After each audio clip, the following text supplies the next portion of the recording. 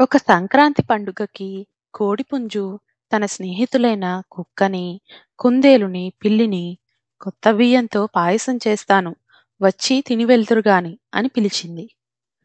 వాళ్ళు వచ్చే సమయానికి కోడిపుంజు మొత్తం వండిన పరమాన్నం తినేసి పడుకుండిపోయింది. వాళ్ళు ఆశ్చర్యపోయి ఇలా అన్నారు, మమ్మల్ని భోజనానికి పిలిచి ఏమీ ఉంచకుండా తినేస్తావా అని. కోడిపుంజు ఎంతో ప్రశాంతంగా, మీరు ఎప్పటిలానే రారేమో అని మొత్తం నేనే తినేసా అంది. వాళ్ళందరూ తలదించుకొని వెళ్ళిపోయారు. అదేంటి, గొడవ పడకుండా తలదించుకొని వెళ్ళిపోయారనుకుంటున్నారా?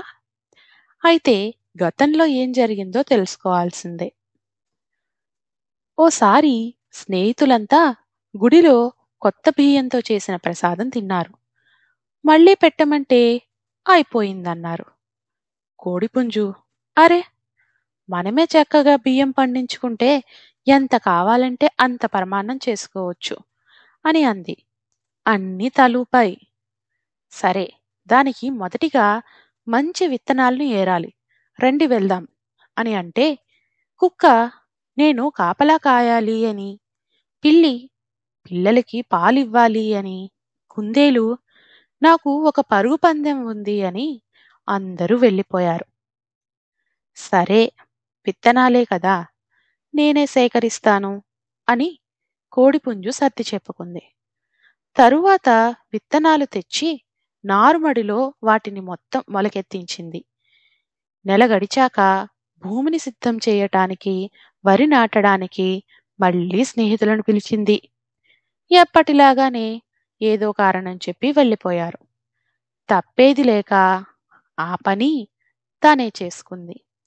అలా వరి పంట పెరిగే వరకు తనే నీరు పోసింది, ఎరువు వేసింది, కలుపు కూడా తీసింది. కొన్ని నెలలకి వరిగింజలు పెరిగి కోతకి వచ్చాయి. మళ్ళీ స్నేహితులను పిలిచింది సాయం కోసం. మాకు అవి ఎలా చేయాలో చేతకాదు అని తప్పించుకున్నాయి.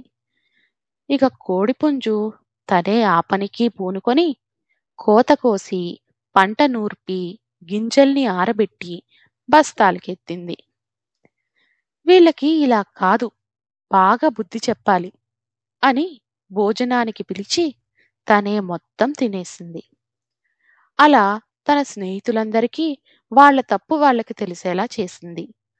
అందుకే వాళ్ళు ఏమీ అనకుండా తలదించుకొని వెళ్ళిపోయారు. ఈ కథ మీకు నచ్చిందని అనుకుంటున్నాం. నచ్చితే లైక్ చేయండి. అలానే ఈ కథ నుండి మీరు ఏం తెలుసుకున్నారో కామెంట్లో వ్రాయండి. మరిన్ని ఇంట్రెస్టింగ్ స్టోరీస్ కోసం మన చిట్టి కథల్ని సబ్స్క్రైబ్ చేసుకోండి. మళ్ళీ కలుద్దాం మరో చిట్టి కథతో.